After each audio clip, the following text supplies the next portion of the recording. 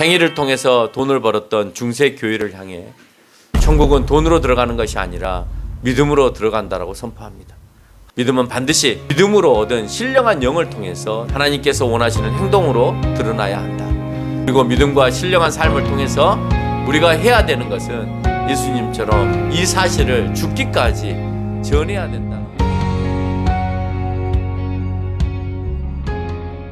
오늘 본문을 통하여서 여러분에게 드리고자 하는 말씀의 제목은 종교개혁자들의 외침 오직 믿음이다 라는 제목으로 여러분하고 말씀을 나누고자 합니다. 종교개혁자들이 뭘 외쳤다고요?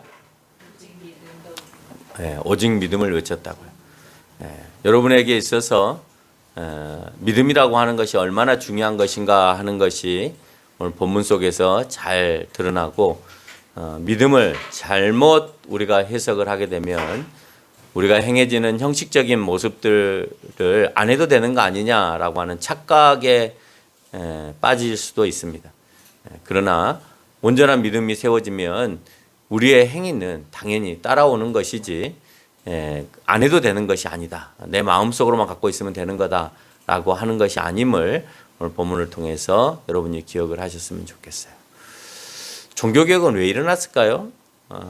지금부터 한 500년 전에 독일에서부터 종교개혁이 일어났습니다. 물론 그 종교개혁은 루터가 성공을 했기 때문에 이제 루터를 중심으로 종교개혁이 일어났다라고 얘기를 하지만, 사실 그 전에 100년 전에도 종교개혁을 시도했던 인물들이 있었고, 200년 전에도 그보다도 200년 전에도 종교개혁을 시도했던 인물들이 있었습니다.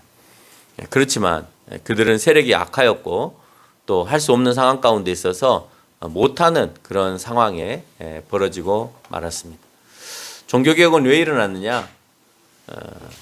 교회가 개혁을 해야 되니까 그 말 자체로 교회가 개혁할 것이 있었던 것이죠. 교회가 개혁해야 되는 것이 무엇이냐? 그것은 교회가 부패한 것이 무엇이냐라는 질문하고 같습니다.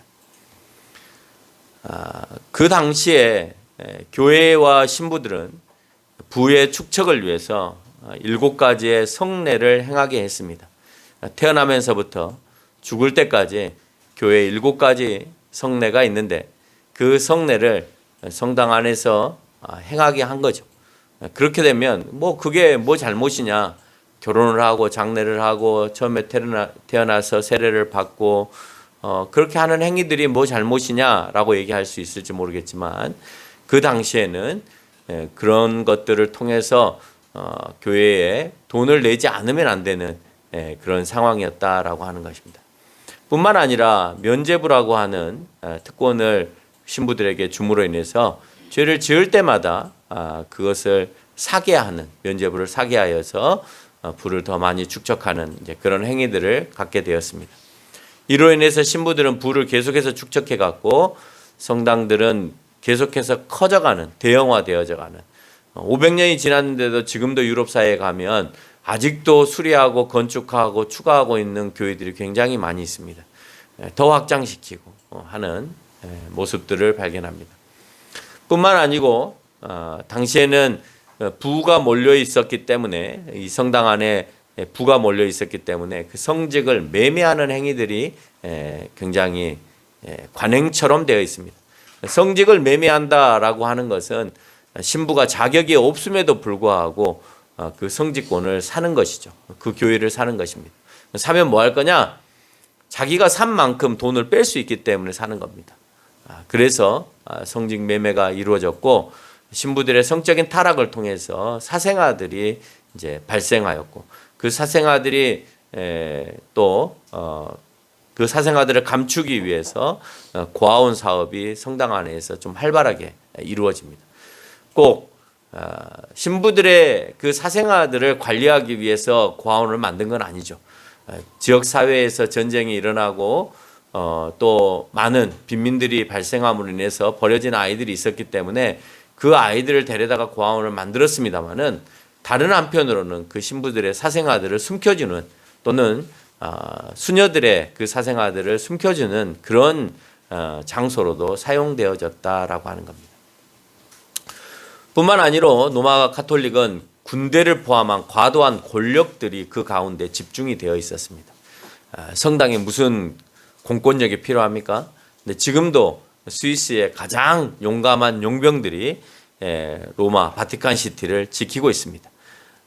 뭐 형식적이긴 합니다만은 어쨌든 스위스 사람들이 가장 용맹하고 힘이 세다라고 하는 이유 때문에 거기에서 착출된 군인들로 더불어서 바티칸 시티를 지키게 하였고 로마 카톨릭의 그 성당들을 보호하는 기능들을 하게 되었습니다.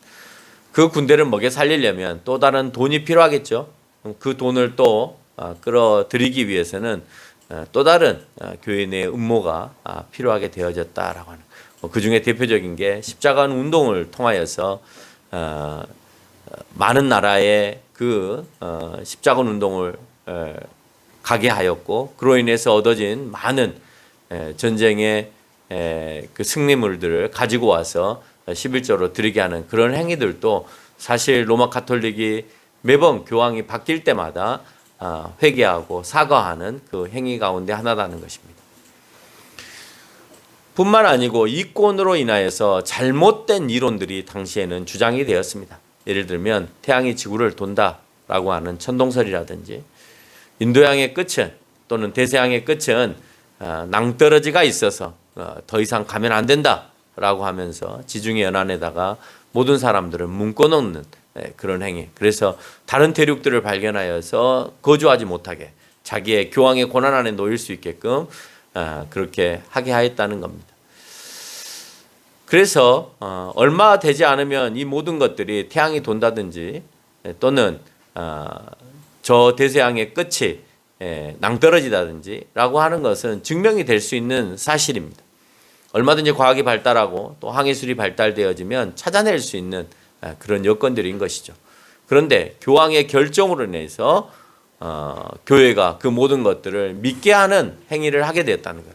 그래서 성경의 권위에 두지 아니하고 어디에 권위에 두느냐? 교회의 권위에 두는 또는 교황의 권위에 또 결정권에 두는 이런 잘못된 모습들을 행하게 되어졌다라고 하는 거예요.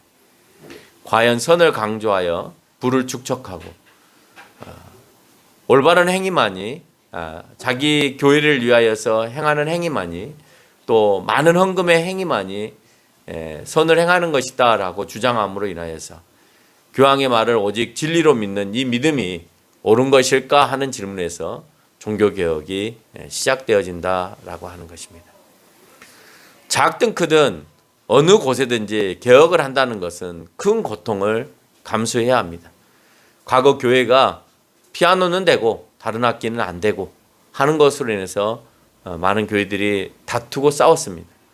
찬송가는 되고 복음성가는 안 되고 라고 하는 이유 때문에도 교회가 많은 충돌들을 과거에 해왔습니다. 교회 내의 개혁을 위해서는 갈등을 가질 수밖에 없습니다. 종교개혁은 그 정도가 아니라 유럽 사회에서 가장 큰 권력을 가지고 있었던 왕보다도 일개 나라의 왕보다도 더 많은 권한을 가지고 있었던 그런 교황의 권력 앞에서 로마 카톨릭에 대한 개혁이었다라고 하는 것입니다. 수천년 이어온 그 전통을 무너뜨리기라고는 매우 어려웠겠죠.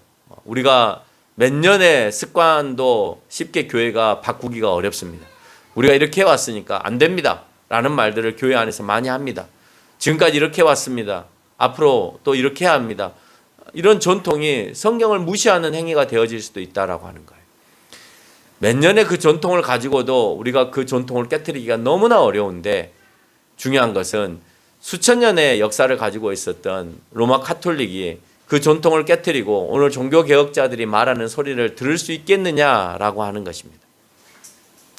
한 나라의 권력과는 비교도 되지 않는 유럽에서 가장 영향력 있는 교황과 오랜 전통의 역사를 지닌 교회 권력과의 싸움에서 승리할 수 있는 무기는 바로 성경에 그 말이 있었느냐라고 하는 오직 성경에 근거를 두고 있다라고 하는 거예요. 그래서 오늘 본문에 있어서 오늘 제목에 있어서 오직 믿음과 더불어서 그들이 주장하고 나왔던 것은 오직 성경이었다라고 하는 겁니다.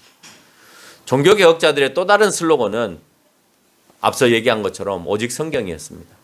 그 어떤 답도 성경 위에서 찾지 않아야 된다라고 하는 것이 종교개혁자들이 주장하는 것이고, 지금도 개혁교회들은 세상에서 일어나고 있는 부정적인 모습들이나 잘못된 모습들에 대해서 성경이 과연 그런 얘기를 하고 있느냐라고 하는 것, 또는 성경에 그런 정신을 담고 있느냐 하는 것을 찾아서 그것에 비유하여서 설명하기도 합니다. 여러분의 삶 속에 던져진 질문의 답을 여러분들께서는 어디에서 찾고 있어요? 여러분의 삶 속에 던져진 질문들이 있을 거 아니에요. 나는 어떻게 살아가야 하는가? 나의 경제적인 어려움은 무엇으로 해결해야 하는가? 나의 신앙적인 모습은 무엇으로 극복해야 되는가? 내 자녀들과의 갈등의 문제에 있어서는 어떻게 해야 되는가 하는 것을 여러분은 어디에서 답을 찾으려고 노력을 하세요? 성경 안에 왠지 답이 없을 것처럼 보여지지만 성경 안에 답이 있음을 여러분에게 분명히 말씀드리고, 혹시 명확한 답이 이 시대의 현대적인 해석을 통하여서 명확한 답이 아닐지라도 성경은 그 정신을 담고 있기 때문에 그 정신 하에서 그 문제가 이루어지게 되어진다는 겁니다. 종교개혁자들은 로마 카톨릭의 선구적인 구원에 맞서서 루터는 바로 로마에서 그 답을 찾고 있다라고 하는 거죠. 로마서에서 그 답을 찾고 있다는 것이죠.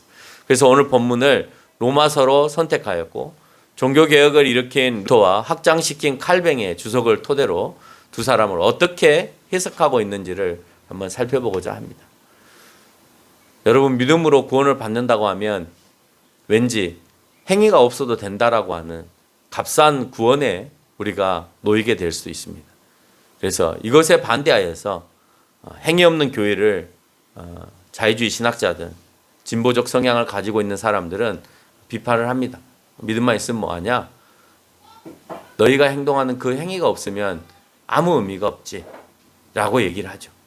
그래서 값싼 구원이 교회 가운데 있어서 교회가 진정성을 잃어간다라고 얘기하는데, 행위를 강조하는 사람들 치고 제가 봤을 때는 그 값싼 구원보다도 더 못한 신앙의 생활을 하고 있는 것을 봐요.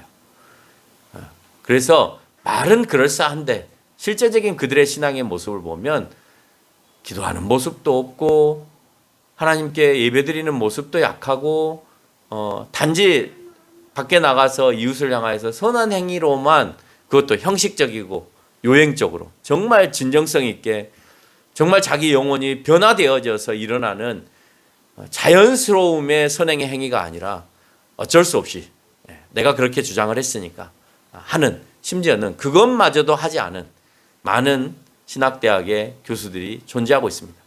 말은 그렇게 하는데 한 번도 그렇게 하는 행위를 본 적이 없어요. 그러면 심각한 문제인 거 아니에요? 해야 되죠. 본인들이 행위가 중요하다라고 했으면 정말 우리가 믿음을 향해서 내 몸을 불사르고 정말 그 믿음을 향해서 내가 최선을 다해서 살아가는 것처럼 그들은 행위를 향해서 이웃을 향하여 몸사르는 그런 행위들이 일어나야 되겠습니다. 행위를 강조하면 몇 번의 선한 행위를 해야 하고 어디까지 선한 행위를 해야 되는지, 로마서 3장 12절에서 분명 선을 행하는 자는 없나니 하나도 없다라고 그렇게 표현을 하고 있습니다. 우리는 온전한 선을 행할 수 없어요. 몇 번의 선행을 가지고 누구는 잘했다, 누구는 못했다 이렇게 평가하기가 너무 어렵다는 겁니다. 적어도 하나님 앞에서 의로움이라고 하는 개념이 그렇습니다. 그럼 선한 행위를 하지 말아야 하느냐라고 하는 것입니다. 그 선한 행위가 구원의 조건이 아니라 그리스도를 믿는 믿음 안에서라고 하는 것이에요. 행해져야 되는 조건이 그것이고 구원에 이르는 결정적인 조건이 아니라라고 하는 것이죠. 그럼 왠지 선행 행위가 약해질 수 있다라고 하는 것을 우리가 이미 소두에서 언급을 했습니다. 그래서 루터는 그의 로마서 주적 3장 8절에서 그 율법적 행위는 의무감에서 행해지는 것이 아니라 영적으로 내적인 마음에서 우러나와 행해져야 되기 때문이다라고 표현하고 있습니다. 인간은 앞서도 설명했지만 온전히 행할 수 없기 때문에 내 영적인 변화가 일어나야 되는데 그 영적인 변화는 예수 그리스도에 대한 절대적인 믿음 안에서 이루어진다라고 하는 것을 말하는 거예요. 마음의 행위가 아니면 외형적으로 그가 선한 행위를 했다 하더라도 하나님께서 보이시기에 좋아하시 않을 수 있다라고 하는 거죠. 예를 들면 예수님 시대의 경건한 바리새인들이나 서기관들을 향하여서 예수님을 높이 평가하지 않았습니다. 그들의 선한 행위는 우리가 따라갈 수 없을 정도로 대단했다라고 말할 수 있겠죠. 자기가 실수하지 않기 위하여서 철저하게 하나님 것을 내어서 분배해서 드렸고 뿐만 아니라 또 다른 구제 헌금의 10분의 1을 하나님께 준비해서 그것을 가지고 주변에 있는 모든 사람들에게 나누는 행위를 하였습니다. 그걸 한 번만 한 것이 아니라 평생에 걸쳐서 유대인들, 특히 바리새인들과 서기관들은 그 일에 최선을 다했습니다. 그러면 선한 일을 한 거잖아요. 여러분의 가지고 있는 재산의 10분의 1을 늘 매달 하나님께 드리는 11조 빼놓고 또다시 10의 1조를 떼어서 그거를 내 이웃과 어려운 사람들을 향하여서 내가 쓸 수 있다? 그럼 못하잖아요. 그런데 중요한 것은 오늘 바리새인과 서기관들을 향하여서 하고 있는 말은 그렇게 살아간 너희들이라 하더라도 외식하는 자들이다 라고 표현하고 있다는 거예요. 평생을 그렇게 살았는데 정말 삶에서 그렇게 살아가는 것처럼 보여주고 한 번도 실수 않으려고 노력하는 그들을 향하여서 오늘 예수님은 외식하는 자들이다, 형식적인 자들이다 라고 표현하는 겁니다. 그러면 우리가 과연 행위로서 예수님 앞에 칭찬을 받을 수 있는 존재일까라고 하는 것을 한번 고민해 봐야 된다는 거죠. 마태복음 23장 13절에서 그 얘기를 합니다. 화 있을전적 외식하는 서기관들과 바리새인들이여, 너희는 천국문을 사람들 앞에서 닫고 너희도 들어가지 않고 들어가려 하는 자도 들어가지 못하게 하는도다 라고 표현하면서 천국에 들어가기 위해서 그렇게 수고하는 그들을 향하여 오늘 예수님은 들어갈 수 없다라고 표현하고 있다는 겁니다. 예수님을 믿고 얻은 올바른 생각은 율법이 있든 없든 상관없이 우리를 위해서 죽음에까지 이르신 그 사랑, 성령에게 알게 하신 그 사랑을 다시금 예수님을 통해서 우리에게 주어져서 내 삶 속에서 자연스럽게 실천되어지는 것이다 라고 하는 거예요. 예를 들면 교통법에 신호등을 준수해야 된다라는 것이 있습니다. 그러면 준수하는 이유가 벌금을 물리거나 벌점을 주거나 또는 면허를 취소하기 때문에 내가 지키는 경우들이 있습니다. 그러나 진정한 사회에서 법을 잘 지키는 사람들은 벌금을 물리고 벌점을 주고 면허를 취소하기 때문인 것이 아니라 타인에게 유익함을 주기 위해서 몸에 배인 습관에 따라서 그 일을 하는 것이에요. 여러분이 벌금이 얼마인지 아세요? 교통법을 어기면, 무슨 교통법을 어기면 돈이 얼마를 물고 벌점이 몇 점이고 그 별점에 얼마가 누적이 되면 면허가 취소되는데 다 알고 여러분 세상을 살아가고 계십니까? 아니잖아요. 아닌 이유는 뭐냐? 나 한 사람으로 인하여서 그 법이 어겨지면 많은 사람들이 피해를 보고 또 다칠 수도 있고 죽을 수도 있는 그런 상황이기 때문에 내가 준수해야 된다는 그 마음 하에서 하는 것이지 눈치를 보고 경찰이 없으면 지나가고, 과거에는 그런 의식이 너무 부족했기 때문에 경찰이 없으면 그냥 지나갔어요. 지금도 야간에 운전하시는 분들 가운데 보면 경찰이 없거나 사람이 없으면 그냥 빨간불이어도 지나가는 경우들이 있습니다. 그래서 사고들을 많이 일으키죠. 그런데 의식이 강하면, 내 몸 가운데 배어 있으면 건너가라 해도 건너가지 않고 사람이 있든 없든 그 신호등을 지키기 위한 노력들을 하게 된다라고 하는 거예요. 마찬가지예요. 오늘 행함이라고 하는 것은 예수 그리스도를 통하여서 내가 변화되어져서 자연스럽게 드러나는 행위여야 되는 것이지, 행위로 인하여서 구원을 받는다든지 또는 행위를 잘하는 것이 옳은 것이다 라고 하는 것을 통하여서 형식이나 요식적인 행위를 통하여 하는 그 행위는 잘못된 행위다라고 하는 거예요. 행위가 잘못됐다라고 하는 것이 아니라 오늘 예수님께서 원하시는 그 선행의 모습들은 정말 자연스럽게 내가 예수 그리스도가 내 안에 있음에 대하여서 표출하는 방법이다라고 하는 거예요. 성경은 분명 여호와 하나님을 믿는 믿음과 그리스도의 십자가의 대속을 믿는 믿음 안에서 그 행위를 강조합니다. 그 믿음이 없으면 그 행위는 의미가 없는, 그래서 구원과 상관이 없는, 만약에 그게 상관이 있다면 안 믿는 사람들도 선한 행위를 통하여서 구원을 받아야 맞는 것이죠. 그러나 성경에서는 그런 말을 한 적이 없다라고 하는 것입니다. 그리고 그 믿음은 복음을 통해서만 알 수 있다. 그래서 그들은 오직 성경을 주창하게 되어집니다. 여러분에게 사진을 한 장 보여드리겠습니다. 이 사진 속에 등장하는 이 두 카트의 사진은 윗부분은 대성당에 가면 조각되어 있는, 특히 파리의 중심가에 있는 노스트람 성당의 입구에 가 보시면 이와 같은 조각이 되어 있습니다. 조각의 내용이 뭐냐면 저울에다가 사람을 달립니다. 사람을 달고 마귀가 한쪽 저울을 잡고 저울이 올라가지 못하도록 계속해서 잡아당깁니다.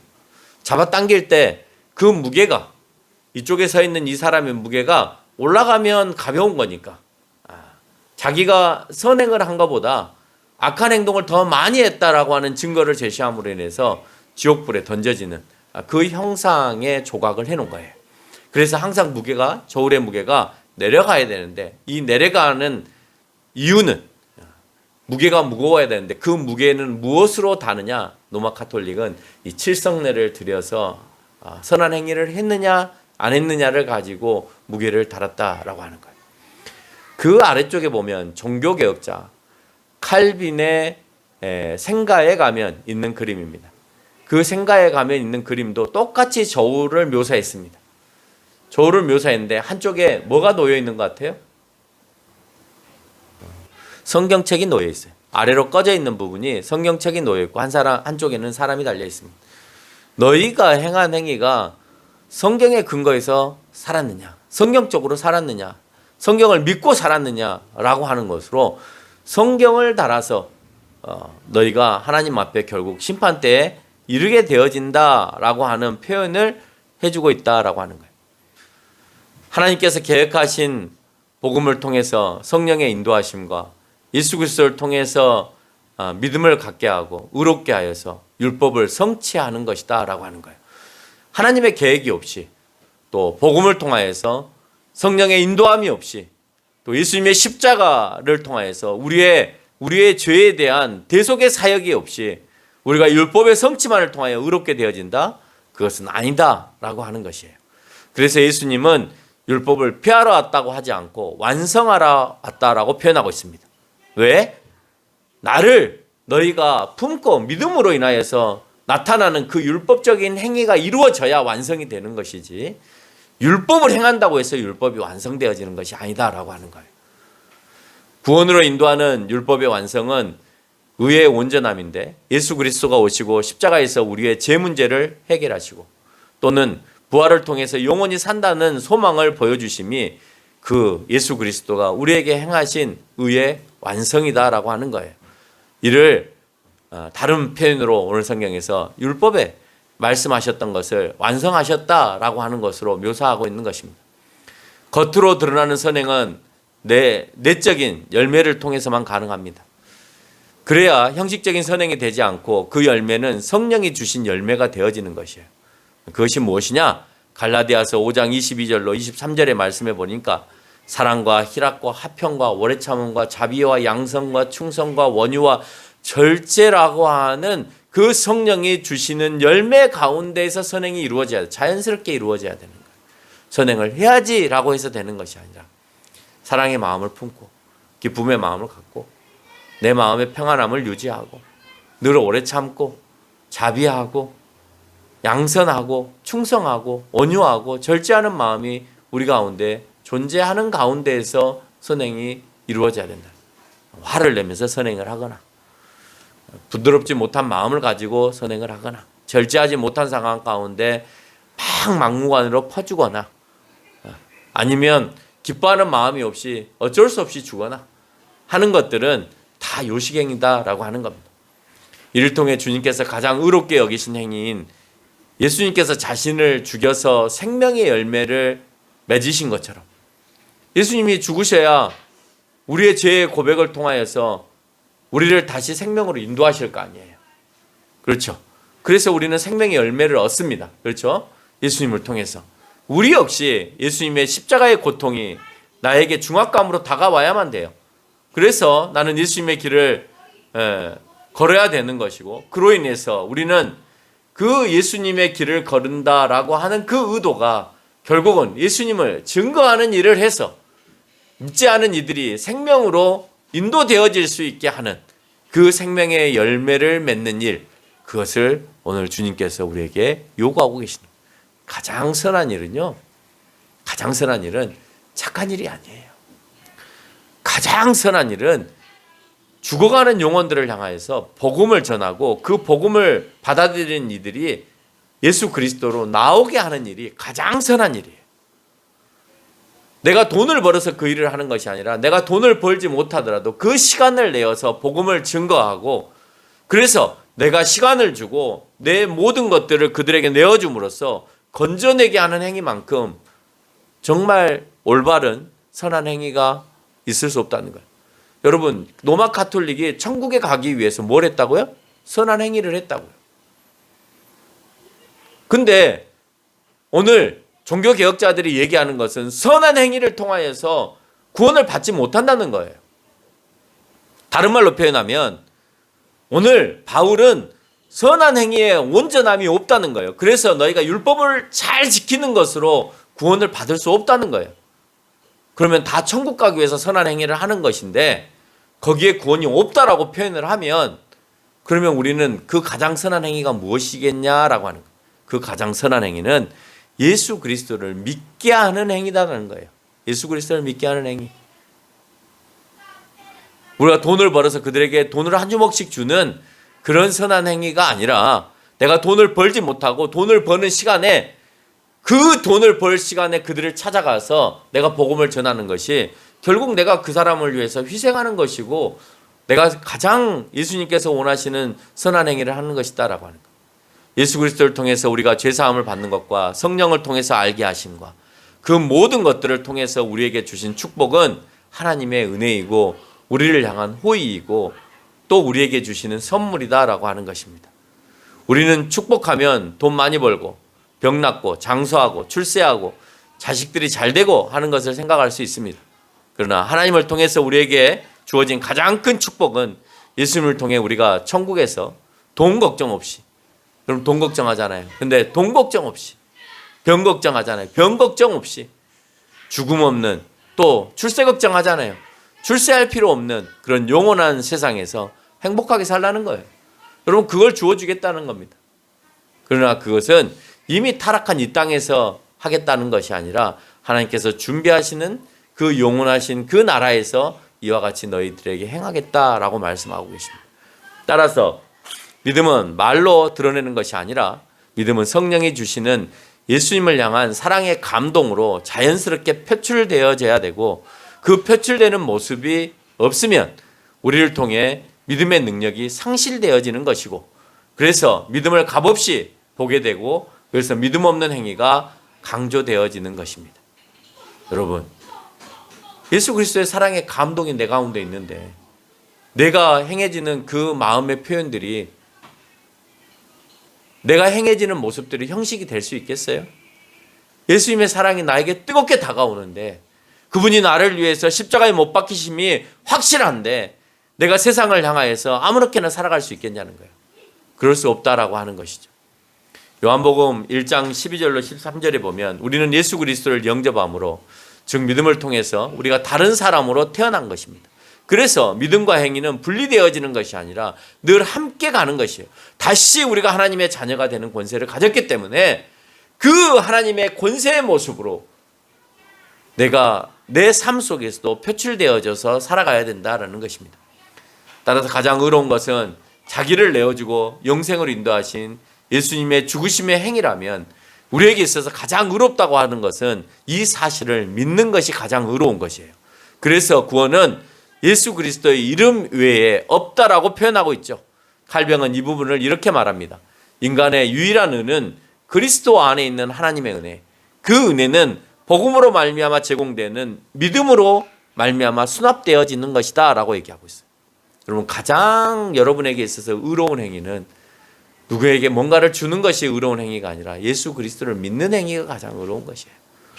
더 나아가서 여러분이 이웃을 향하여서 가장 의로운 행위는 내가 알고 믿었던 그 예수님을 믿게 하는 행위가 가장 의로운 것인데 우리는 착각하는 거예요. 그러면서 교회는 왜 착한 일을 안 해? 왜 선한 일을 안 해만 목숨을 거는 거예요. 해야죠.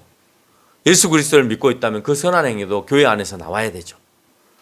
그냥 어쩔 수 없이 형식적으로 나오는 그 행위가 아니라 진정성 있는 그 행위가 늘 우리 가운데에서 퍼덕퍼덕 끝없는 그 은혜로 나타나야만 된다라고 하는 것입니다.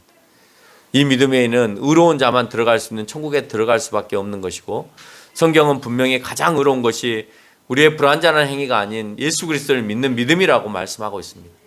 그러나 이것도 우리가 자랑하지 못합니다. 그 이유는 하나님의 은혜와 선물로 주신 거기 때문에 그렇습니다. 그러면 우리는 아무런 공로가 없는 것이죠. 내가 선행을 행하는 것도 믿음 때문에 행했다면, 그러면 내가 무엇을 잘하는 것은 나의 공로가 아닌 거고, 그 공로가 없으면 로마 가톨릭에서는 천국에 들어갈 수 없다라고 얘기하는데, 오늘 칼뱅과 루터는 내 공로는 없다, 하나님의 은혜로 내가 이렇게 하는 것이다 라고 표현하고 있다는 거예요. 아브라함을 통해서도 알 수 있듯이 의로움을 행위로 말하지 않습니다. 오직 하나님의 은혜로 얻게 되는 믿음으로 말미암아 아브라함이 믿음의 아버지다라고 표현하고 있는 거예요. 하나님의 은혜로 얻어진 믿음이기에 어떤 순종도 효력이 있지 않습니다. 단지 믿음 있는 자는 하나님의 은혜로 당연히 순종이 수반되는 것입니다. 이것을 믿음을 통해서 드러나는 표지다라고 하는 거예요. 표지. 여러분, 책에 표지가 있죠. 그 책을 다 설명하는 표지. 여러분에게 드러나는 그 행동들이 내가 믿음이 있습니다라고 하는 표지라는 거예요. 내가 예수님을 믿습니다라는 표지라는 거예요. 여러분이 예수님을 믿는데 믿음 없는 사람에게 믿음을 강요하지 않고 있다? 그런 표지가 없는 거예요. 여러분 마음속에 진짜 믿음이 없다고 보면 되는 거예요. 믿음이 있는 사람은 그 믿음이 표출될 수밖에 없는 거예요. 누구를 만나든지 간에 복음을 전할 수밖에 없는 거예요. 안전하면 안 되게끔 내 입을 간지럽히는 거예요. 내 마음을 안타깝게 만드는 거예요. 근데 내가 그것을 거부하고 그렇게 말씀하시는 성령의 말씀에 내가 거부하고 살아갈 수 있다고요? 대단한 사람이죠. 그렇게 성령이 내 마음에서 괴롭히고 있는데도 내가 꾹 참고 있어. 내가 천국 간다라는 확신을 갖고 있는데 그 확신을 나만 갖고 있고 상대방에게 전하지 않는다? 그건 하나님의 뜻이 아니거든요. 하나님의 뜻이 아닌데 내가 참고 있다? 그러면 그 사람 믿음이 없거나, 그래서 그 믿음 없는 그 사람을 향하여서 봐라, 믿음이 있다고 말하는 저 사람 믿음도 없을 뿐만 아니라 행위도 없다라고 표현하는 거예요. 그런데 내 마음속에 확신을 갖고 있는 사람은 밖에 나가서 가장 선의 의로운 행위인 복음을 증거하는 행위를 내가 할 수밖에 없는 것을 표현하고 있는 거예요. 칼뱅은 결국 죄인들이 행위를 통해서 의로움에 주장을 하게 된다. 자기의 의로움을 주장하게 되어지는데 그 의로움을 주장하는 그 사람들을 향해서 자기 자만이다라고 표현하는 거예요. 내가 죄인인데 행위를 통해서 의롭다? 죄인이 행위를 통해서 어떻게 의로울 수 있어요? 의로워질 수가 없는 거예요. 그러면 내가 의롭다라고 표현한다라고 하는 것은 결국 자기 자만이다라고 하는 것이죠. 그렇죠? 믿음은 하나님께서 하신 이 모든 일들에 대한 신뢰입니다. 신뢰는 우리를 통해서 자랑으로 전파되어지는 거고, 이건 우리의 의지로 드러나고 있습니다. 성령의 충만함이 가득하여야만이 이 하나님의 의지를 쫓아서 행해질 수 있는 것이지, 내가 성령의 충만함이 없이 선한 행위를 한다든지 내가 믿음 있는 척 한다든지 하는 것은 어느 순간에 다 들통이 날 수밖에 없는 모습이라는 거예요. 그래서 우리 가운데 성령의 충만함을 성경은 수도 없이 많이 반복하는 겁니다. 내 안에 성령의 충만하면 그러면 나의 모습들은 자연스럽게 드러날 수밖에 없는 거예요. 믿음은 세상에 죄가 존재하는 날 느슨해지고 나태해지고 자기 확신과 싸울 수밖에 없는 그런 모습으로 등장합니다. 예수님을 통해서 형성된 영적인 의로움과 세상의 죄와의 싸움은 믿음의 순종으로만 가능해요. 이 말씀을 다 듣고 나면 문제는 믿음이 약한 자들의 생각입니다. 나는 그렇게 못 살 것 같다라고 하는 것이죠. 어떻게 저렇게 살아? 라고 하는 거예요. 그리고 실상으로 그렇게 못 사는 성도들이 많이 있기 때문에 교회에는 지탄을 받고 있는 겁니다. 이를 위해서 루터는 로마서 14장 주회에서 약한 그리스도인들을 어떻게 도와야 하는가를 얘기하는 거예요. 여러분이 성숙한 그리스도인이에요? 권사님 하면 왠지 성숙해 보이잖아요. 성숙하면 나약한 그리스도인들을 위해서 더 성숙한 모습을 보여야 돼요. 아, 내가 이 모습 때문에 또 누군가는 더 약해지겠구나. 또 이 모습을 나를 닮아가겠구나. 그래서 다른 성도가 약해지지 않게끔 하는 것이 적어도 직분으로서 믿음 있는 것처럼 보여지는 사람들이 해야 되는 거예요. 그래서 믿음 있는 사람들이 직분을 가져야 되는 거고요. 아무나 세우지 말아야 되는 이유들도 믿음이 있어야 이제 신앙생활을 하는 사람들이 그 모범을 보고 살아갈 거 아닙니까? 근데 믿음 없는 사람을 장로로 세우고 믿음 없는 사람을 권사로 세우면 그러면 그 사람들도 똑같이 그 믿음 없는 장로와 권사의 모습을 따라서 살아갈 수밖에 없는 거예요. 아, 저렇게 하면 되겠구나. 아, 저렇게 하면 되겠구나. 그래, 예배 시간에 좀 늦으면 어때? 예배 좀 대충 드리면 어때? 아, 다 그러시는데 라고 생각하는 거예요. 가슴이 아픈 거죠. 로마서 15장의 주의에서도 믿음의 선배들은 그리스도의 본, 그리스도의 사랑밖에는 할 수 없다라고 표현하면서 그들을 보고 참아야 한다라고 하는 것을 설명합니다.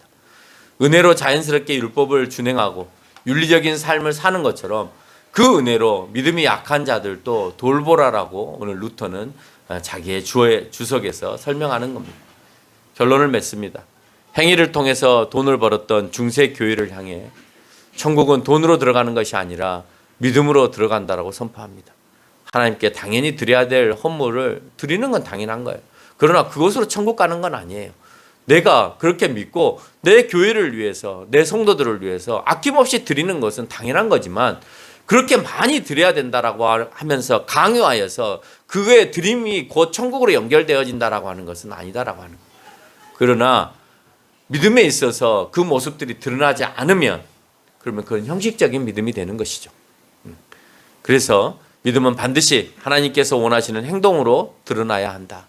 이것이 의무적으로도 아니고 형식적으로도 아닌 믿음으로 얻은 신령한 영을 통해서 드러나야 된다. 안 드러나라는 것이 아니에요. 하나님께 드려지는 것이 선한 행위가 드러나야 돼요. 믿는 사람도. 그것 때문에 교회가 지적을 당하고 있습니다. 그러나 형식적이거나 그걸 많이 쌓아야 천국 간다는 개념으로 하는 것이 아니라 내 안에 믿음으로 신령한 영을 따라서 그렇게 행해진다라고 하는 거예요. 그리고 믿음과 신령한 삶을 통해서 우리가 해야 되는 것은 예수님처럼 이 사실을 죽기까지 전해야 된다라고 하는 그것이 가장 의로운 행위인 거고 내가 가장 의로운 사람이 되어서 행동해야 되는 모습이다라고 하는 사실을 기억하면서 살아가는 저와 여러분이 되시기를 바랍니다.